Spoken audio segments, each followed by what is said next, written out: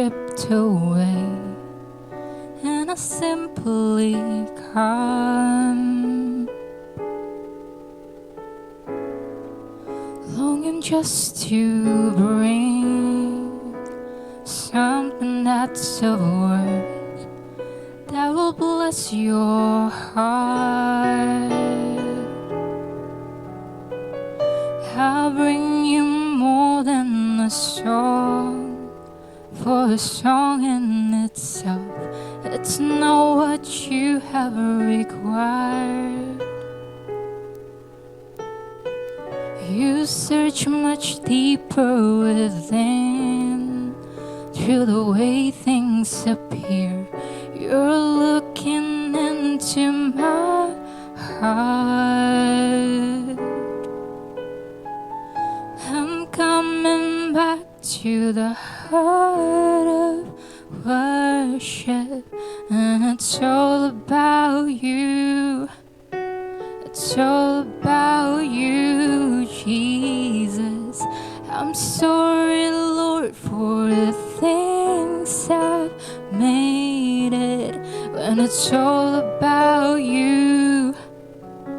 It's all about you, Jesus.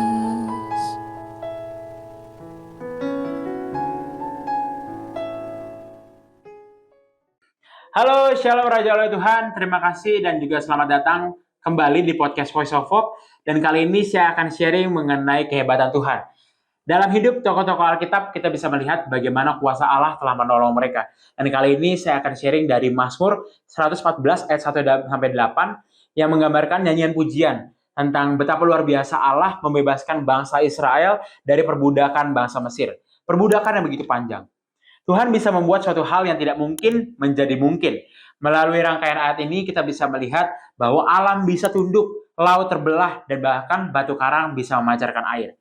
Hal ini bisa kita refleksikan dalam hidup kita di tengah rintangan yang sedang kita alami saat ini, ketika kita merasa diuji, banyak masalah atau kekurangan yang kita hadapi.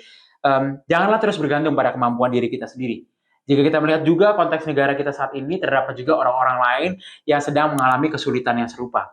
Sebagai pengikut Kristus, kita harus ingat bahwa kita memiliki Tuhan yang luar biasa hebat, yang merupakan sumber kekuatan, sumber pengharapan, dan juga sumber penghiburan yang sejati. Ikutilah teladan dari cerita Sadrak, Mesak, dan juga Abednego. Bagaimana mereka menolak untuk diperbudak dengan rasa takut ketika diminta untuk menyembah patung oleh Raja Nebukadnezar. Mereka tetap teguh pada iman mereka dan keyakinan bahwa Tuhan akan memerdekakan mereka dari pencobaan yang mereka hadapi, dengan membebaskan mereka dari bahaya ketika masuk pada perapian dengan api yang menyala-nyala. Hasilnya bagaimana? Melalui tindakan tersebut, mereka diselamatkan dan Allah dimuliakan, bahkan oleh raja yang tidak mengenal Tuhan. Tidak ada yang kebetulan. Tuhan mempunyai rencana yang indah adalah suatu hal yang mungkin kita sudah sering dengar ya. Tapi kadang kita tidak percaya dengan sepenuh di dalam hati kita. Alasannya karena kita masih terus cemas, khawatir tentang hasil akhirnya. Jadi marilah kita belajar bersama untuk tanpa syarat dan kondisi sepenuhnya berserah kepada Tuhan. Ia selalu mengulurkan tangannya dan hanya Tuhan saja yang bisa memberikan jawaban, memberikan kecukupan, hingga menolong kita mengatasi berbagai rintangan. Akhir kata, teruslah percaya pada rencananya, tolaklah perbudakan rasa takut dan cemas atas tantangan hidup, teruslah berdoa, meminta pertolongan kepada Tuhan, dan teruslah ikuti tuntunannya agar kita bisa menginspirasi sahabat dan juga keluarga kita untuk melakukan hal yang sama. Tuhan Yesus memberkati.